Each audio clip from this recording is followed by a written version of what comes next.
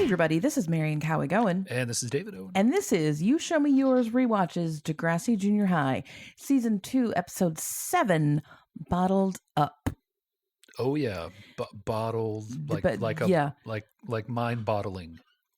Yes, totally like that. Or maybe like a whiskey bottle. I mean the references are not subtle here. Yeah. Y'all. No, they've never been. Which is at this point you would expect nothing less, nothing more. You wouldn't expect subtlety. So you're not going to get it. Yeah. This is the episode that tries to tell us Kathleen has a difficult life, so let's give her some sympathy. Yeah. And it's not really working for me. I see why she is the way she is, but she's still kind of a bitch. Yeah, I think that she would be, even without her home life, I think that she would still be an undesirable character. Yes. She just, now we understand why. Yeah. So basically, and if you have been following along, you notice a couple episodes ago, there was a little bit of foreshadowing. Kathleen said something like, oh, we can't go to my house because my mom's not feeling well, or it's a busy week, or, whatever. Well, it turns out that what happens at Kathleen's house after school is her mom is passed out on the couch or drunk and about to be passed out. Yeah. I don't understand, like, what is that? Does she doesn't work and she's just able to do this? Or, we never see her functional. Yeah, apparently. But also, like, she's a drunk who gets fully dressed with outside clothes, and that's true. Although I feel like in the 80s there were just higher standards for your presentation. But yeah, like I'm assuming like she's drunk and she passes out, and then you wake up in the morning, and after drinking that much, you don't get dressed to the 9s or even to the 4s.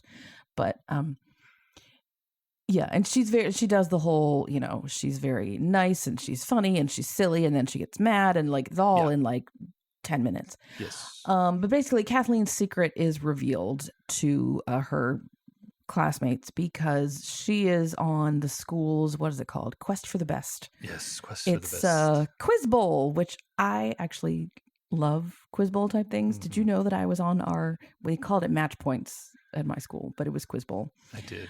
I mean, if you didn't know, you could hardly be surprised to learn. No, that might be the most unsurprising thing one could learn about. But it's actually lots of fun. I mean, it's like bar trivia, except nerdy stuff. It's a lot of fun.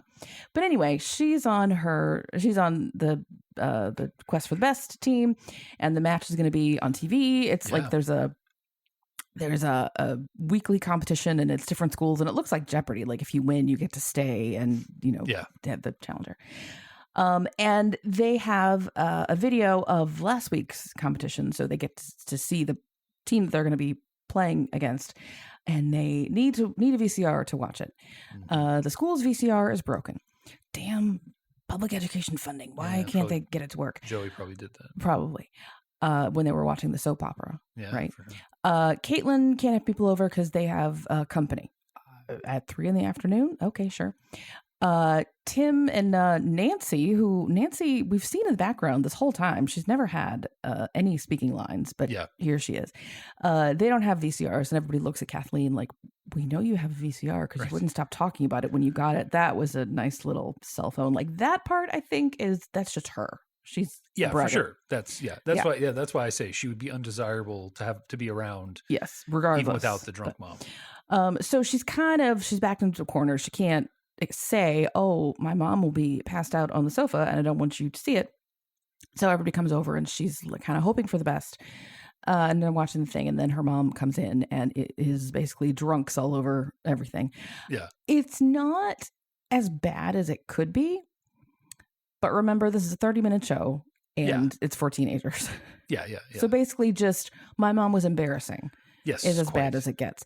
And everybody else realizes what's going on, and they leave real fast. Yeah.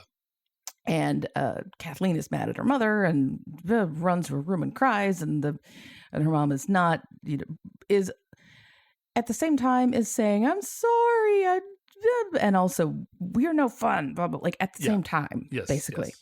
Yeah, falling into the chair. Yeah. And masterful performance. Yes, and you might wonder, does she have a dad? She does, but the dad is out of town working. Like, if I am a spouse, if my spouse has a drinking problem, I'm going to find a job that lets me stay at home. Yeah. Unless her dad is just emotionally checked out and is like, I don't know, it's the kid's problem now. Yeah. Well, so Kathleen does cover for her mom. So is it possible then that the dad doesn't, he doesn't know the extent of it? Oh, that's true. Yeah. Oh, your mom likes to have a drink sometimes, but she's got it under control. Yeah, that's true. That is excellent. Kathleen? I need you to work that up into an entire character. Yeah. I need Kathleen's dad to come in and weigh in on everything. I'm just back from selling moose meat to in Vancouver. In the Northern Territories. And I went to Victoria and I got some Timbits.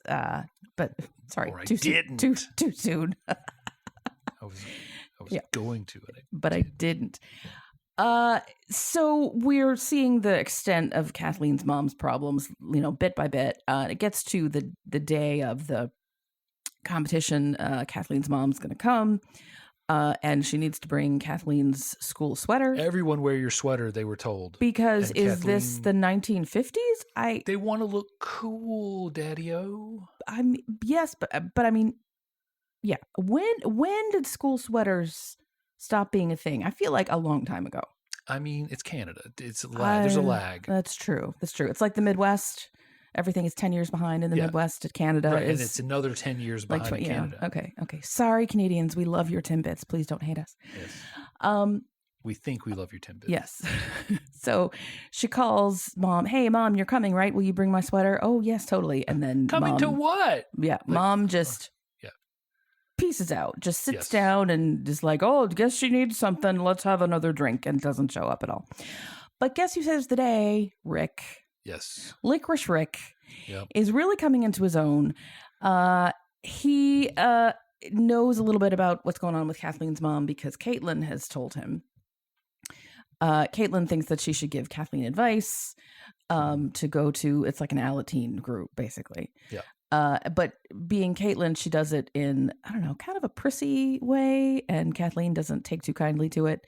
And Rick's advice is just butt out. Yeah. It's not your business, But he sees this, and he does two very nice things. He gives Kathleen his sweater. And then he walks her home afterward because her mom did not come to pick her up. And all these parents just like peace out and they're like, okay, bye, Kathleen. Good luck. I'm like, you stay with kids to make sure they have an adult coming for them. But even the parents know about Kathleen. They're That's true. Oh, God, I don't want that kid in my car. Yeah, I'm just going to go now and someone else will take care of it. Well, the someone else is Rick. And he basically broaches the subject and sort of talks her into you need to talk to a group, the blah, reason blah. that Caitlin asks Rick for advice on what she should do with Kathleen is because it is known amongst the schools that Rick had his issues with his father, and that is Rick's in with Kathleen. Initially Kathleen is like and then he's like, hey, I had problems with my dad. There's people out there that can help. And was his dad? No, his dad just had a temper. His dad wasn't an alcoholic. I don't remember it being explicit. But definitely a temper. Yeah. I like how, Caitlin brings it up to Rick, like, you had problems with your dad, right? And Rick is like, I still do. That's why I don't live with him. Like, my brother. Like, thank you for vaguing it up, but still do. Yeah. And so cute. Rick asks Caitlin to go out with him after the taping. They're going to go for a burger, and she says yes. And then right at the last minute, she says, I can't. My parents won't let me. And I'm like, girl. Yeah. You got a real one here. You need to let him down easier than that and like make plans for the next one. And like, are you trying to be mean? I don't. Yeah. Well, and she's just like, my parents are a drag. You know how they are. But like, you knew this 6 hours ago. Yeah, you could have, yes. Yes. He probably sold another jean jacket. Yeah. To pay to take you out. Like, come on. Mm-hmm. But she is still into Rick enough to have major stank face the next day when Kathleen is like, oh, Rick, thanks for the sweater. Here you go. Oh, and I took your advice. I'm going to go to that group, and she's she's got very good posture when she's telling him this. And we see Caitlin behind her like, yes, bitch, what? Yes, a very Get good away shot. from my man. Like, yeah, up to this point, I would have been like, okay, Rick's just a little squirt. He's kind of weird. Well, I But know. I don't think that. Like, he's coming into his own. Yeah, but he helped with the pollution thing. He got the signatures. Like, Rick has been the best character. Yeah. And now you are just realizing it. Well, okay. He is the rough edges are coming off. How about that? Yeah, he got everybody licorice. He was very generous with his licorice. That's true. He will forever be Licorice Rick. Yeah, Rick won the lottery, and the first thing he thought was, "What if I shared licorice with everyone? That would brighten their days." And it was black licorice, which as we've learned, is the fancier kind that's very spicy and like makes your mouth tingle for a while. Yeah, and, man. Yeah. Love the black licorice. Yeah. So we end this episode with Kathleen is going to be talking to somebody about how to deal with her mom. I hope, in like the broader world here, I hope someone tells her this is not your problem to solve. Yeah. Your mom needs to solve this problem, but whatever.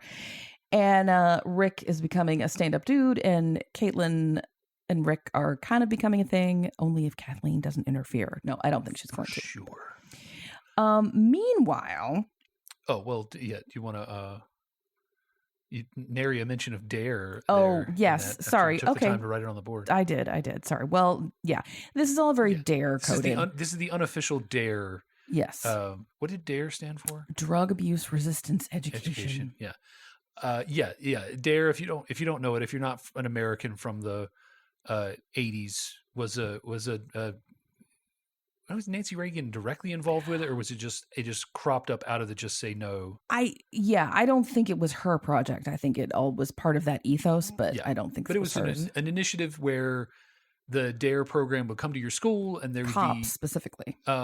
They were usually cops. Yes, I think one of ours was a cop and one wasn't, and they would. So our program was like 3 assemblies over like the course of a couple of weeks, 3 or 4 assemblies. And we learned to sing "Wind Beneath My Wings," and then in our Dare graduation, we sang "Wind Beneath Our Wings." If there was anybody who was in school at this time and did not sing "Wind Beneath My Wings," I don't want to know about it. Yeah, I feel like every single class sang that. Yeah, and they told you just say no to drugs because that will solve all your problems. It's well documented that that's just the way. If you just don't have problems, you won't have problems. Right. Also well known is that people will force you to take drugs. Yes. Oh, of course. There's slimy folks out there who are just waiting. The heroin dealers who are hiding needles in the phone things. Yes, and in the gas pumps, so that when you pull the gas pump, you will get a dose of the sweet black tar heroin. Yeah. In this universe, drug dealers are kind of like Dr. Evil in that they just sit back and go, "I'm so evil. Watch what I can do." They're not running business. No. And they are constantly they're like that, and they have a little bit of swiper in them. They're just constantly accosting you and trying, but instead of swiping, they're trying to inject you with black tar heroin. Swiper in so long. Yes. Oh, that's great. Trying not to derail to talk about Swiper, but basically, the Dare universe is not nuanced at all. It's this is bad, this is good. Yes, and this is the Dare coded episode for us in America. That's how we recognize it. Because our secondary story, which also involves Licorice Rick. Yes, Licorice Rick is being a stand-up guy all over the place. Yeah, right now. we have everyone's favorite two-piece romper wearer. Oh dear, Scooter. Oh dear, with his matched set, which I thought was a romper. It's the prints are so 80s. It's a pattern. It's a printed, right out of the Penny's catalog. Yeah, it's great with socks pulled up. Scooter and his new friend Max, which I don't think we've seen. I don't think we have. And there's nothing. I don't know if he's also very short. Too small to be in grade 7 kind of deal. They decide that they are first. So there's not a lot of comic relief in this episode because of the serious nature of it. But the funniest part of this episode is when Arthur and Yick call Max and Scooter nerds Yes. because they are talking about playing Dungeons and Dragons. And then Scooter or Max says, when they call us nerds, we know we're really bad. When the nerds call us nerds, we know we're really bad. Which is, good self-awareness there. I applaud the knowledge there. And so they decide they want to be cool. Like Rick. And they see Rick and his lowrider bicycle with the tiny front tire, and they're like, man, Rick is cool. He's got a jean jacket with the cut off sleeves, and like whatever he does, we should do. And then they don't know about the licorice because they weren't there last semester. They weren't there for that. Yeah, and then they bump into Rick in the hallway, and a pack of cigarettes falls out of his notebook. And they, help him with it, and he like gives him a little scowl. And they're like, "Oh, if he smokes," specifically Max, who is like, he's one of those characters that just seems to appear, out of nowhere, and will probably disappear. I suspect we'll never see him again. If this were like an "Are You Afraid of the Dark" or some kind of Goosebumps or something, Scooter would be like, "Oh man, I almost strayed." With when I was talking to that kid Max, but I'm going to stay away from him. And everyone's like, "Who's Max? Scooter? There's no kid in our school named Max. Max died in 1964." And then he sees the picture, the memorial picture. Yeah, he died of lung cancer. Right. Smoking. He smoked one cigarette and died immediately. He died from cigarettes. Yes. So they decide, and again, this is also very Dare, like, this person's cool, they smoke, therefore, if we smoke, we'll be cool. Like, that's not, okay.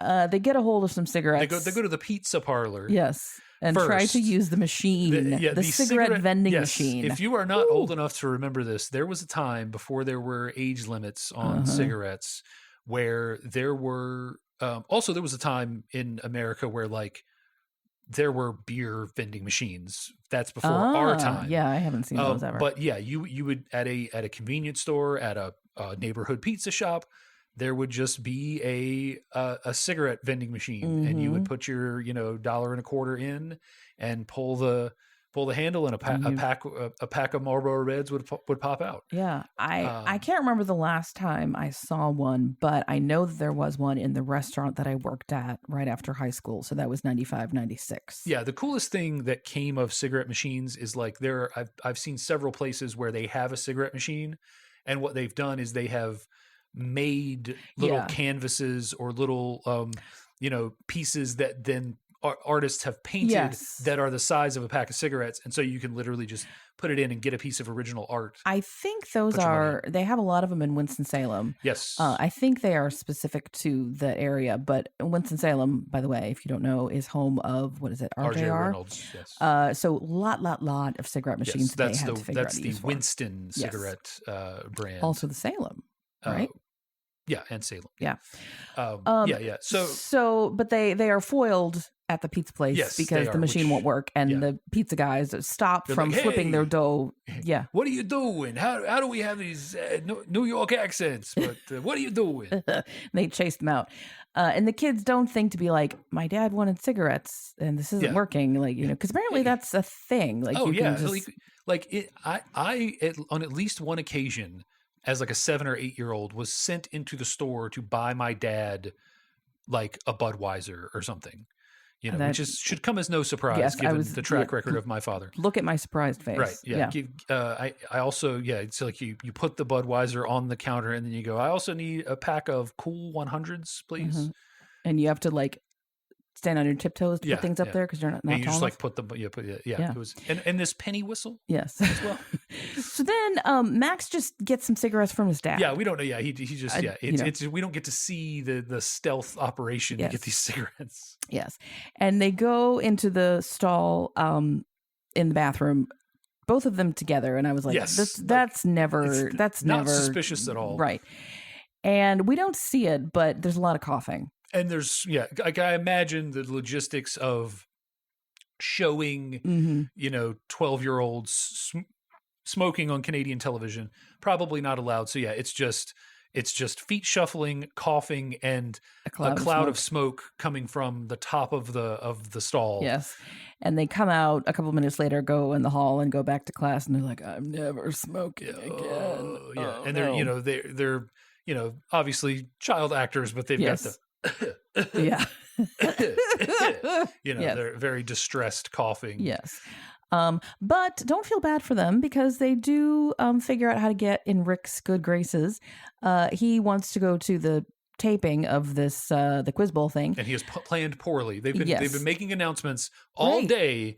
If you'd like to go to Quest for the Best, get your tickets now. They will run out. Get them now. And his date with Caitlin is contingent on him being there. So but anyway, he doesn't have a ticket, but Max and Scooter do, and so they give him their ticket, and he goes, "Oh, thanks, buddy." Yeah. And then he leaves, and they look at each other. He high fives him or fist bumps him or something. Yes, and they say in unison, "He called us buddy." And then my favorite part is they go to high five each other and they miss, they whiff it, and it doesn't look intentional. It doesn't look intentional. It is great. Yeah, and then that's our anti-smoking PSA for this. I like. For this okay, don't drink, don't smoke. Yeah, but give your tickets to people. Oh, be generous, if you smoke, you will miss Quest for the Best. So that's true. There should have been a scene where he was like outside smoking, and that they made the announcement there are only 2 tickets left. Yeah. Yes. Well, and then luckily someone else made the mistake of smoking, and he got their tickets for Quest. Right. They were too sick to go. I think they do say, "I don't feel so good. I'm not going to go." No. Yeah. So yeah. Bottled up. So the moral of this is basically drugs are bad. Drugs and alcohol are not good for you. That's essentially. Yeah. It's no more complex than that. Yes, a little bit of character building. Yeah, with Kathleen, we will interesting to see how Kathleen's character evolves going forward. Mm-hmm. And not enough Arthur and Yick shenanigans, but given the serious nature, you do get a little bit of the comedy with the Arthur and Yick Jr., Max and Scooter with the cigarette machine. They really are the juniors. They give you a little bit, but they don't want to make the whole thing too lighthearted because it is a very special episode. Serious topics. And this, by the way, is not to to minimize the issue of alcoholism or having an alcoholic parent or anything like that. This is handled. Yeah, no, I mean, in sort of a weird way. Many of these episodes have real, deeper lessons, and we always belittle them to some degree. So please understand that never on this podcast are we saying that you should smoke cigarettes or make fun of if you have kids be an alcoholic. No. Well, it's just, this is a problem that I definitely didn't have, and so I'm trying to be nice about it. But anyway, next week is a problem that I definitely did have. The episode description reads, Erica claims to be more mature than her twin Heather. Erica then has a romantic encounter with a high school boy, but it all goes wrong. Ooh. That last part is the problem that I had. It all goes wrong. Yes. So we can make fun of that all day. Oh, sure, yeah. We would love to know what you think about this episode, though. Did you have DARE in your school? Particularly tell us if you were non-American and you had DARE in your school. Let us know. You can reach us in a couple different ways. You can send us an email. Our address is ysmypodcast. That's ysmy for you show me yours @gmail.com. You can also find us on Facebook. The handle is the same. You can send us a DM, or you can look at our main feed and look at all of our latest episodes. In 2026, we have new episodes every single Wednesday. The first Wednesday of the month, we are doing our usual YSMY thing and talking about movies and television that we loved before our first date. And the rest of the Wednesdays of the month, we are rewatching Degrassi Junior High. And we are about halfway through the year, halfway through the series. So on a fresh disc. Mm-hmm. We just finished our second disc of the box set. Yep. Stay tuned for the rest of the series. So we will see you next time with Heather, Erica, and the high school boy, and it all goes wrong. In the meantime, this has been You Show Me Yours. Thanks for listening. Bye. Bye.